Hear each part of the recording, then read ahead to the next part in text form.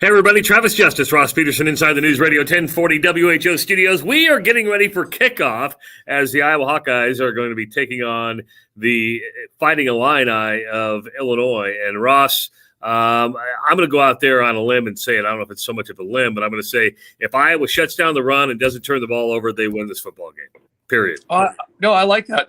But I thought those same things last weekend too. That running game and turnovers were going to tell the story of that game. And Minnesota ran the ball all over the Hawks and turned the Hawks over, and the Hawks still came away with the W. Right. So I'm not exactly sure what to think about this game, Travis.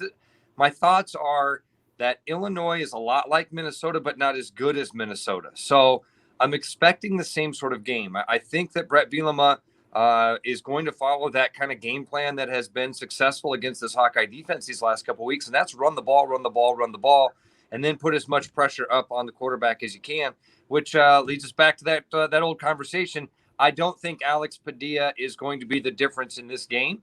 I think he's a great quarterback. I think he's going to be an improvement from Spencer Petras, but I think with you, if the Hawks can't run the ball, they're going to have a tough time today. If they run the ball well and turn the Illini over, they're going to win this football game. 17 seniors saying goodbye on senior day. Well, look at this. Look at this number. Wait, is it 17? I thought it was 16. But well, here's and I didn't know which one to take off the notes. The headline on the notes said 16 seniors. The first paragraph said 17 seniors will participate in the outgoing. So I'm like, okay, do I go with the headline or do I go with the paragraph? Travis, we might want to look into this. Maybe I'll shoot a text message to Chad Lysico and ask him for some clarification on that. Just think about this.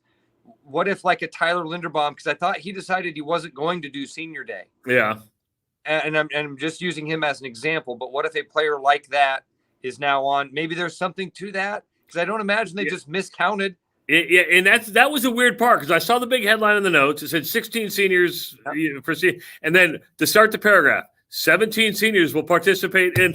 I'm like, either they have the proofreading abilities of me, or right. Could have been a strange typo. That's a good point. Yeah. But look at 33-11, including 19-5 mark at home. I mean, that's it for the senior class. That's pretty good. That's an amazing run. I mean, and I think if you look back, I'm an expectations guy, and going back and looking at expectations, if you were a senior and you were to say, this is what I wanted to get out of my experience at Iowa, I think you got it. I mean, this has been one heck of a run for these kids. Totally agree with you. Brett Bielema, of course, not going to be with the Illini. He's got the Rona. So I sound like I got the Rona. At least in my own ears, I sound like it. No, you sound like you just got a cold. All right, because you're not wheezing, you're not fevery, you're not like in the fetal position in the corner. So I think you're doing okay that way. Which I have been in all of those positions during sound offs. But this is so important because Iowa still has hopes of a Big Ten West championship, because depending on what happens with Wisconsin over the next 2 weeks, right? I mean, that's why Iowa needs to keep pace. And, Iowa fans are Nebraska fans today, right? Because if Nebraska beats Wisconsin, Iowa's all of a sudden back up in that spot to go to the Big Ten title game. Iowa fans are Nebraska fans today. Look what you did to me there. And you're absolutely right. Yeah, Travis, I've gone back and forth on that Big Ten title picture, right? And really after the Purdue loss, I thought, is it going to matter? Is that something that we should still even keep an eye on? It's been interesting to see that window stay open after that Wisconsin loss. Yeah, go Big Red today. Oh, what'd I just say? I can't. Can you repeat that one more time? Let me hear you say that one more time. No.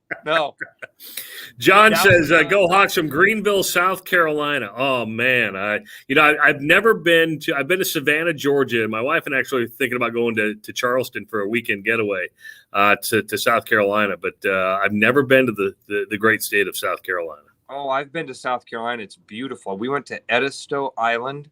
Went up the coast to Myrtle Beach. Am I in the right? Yep. Is that right? Yep. Is Edisto? Or am I thinking? Yeah, Edisto Island. Yeah, I'm almost certain that's what the name of it was.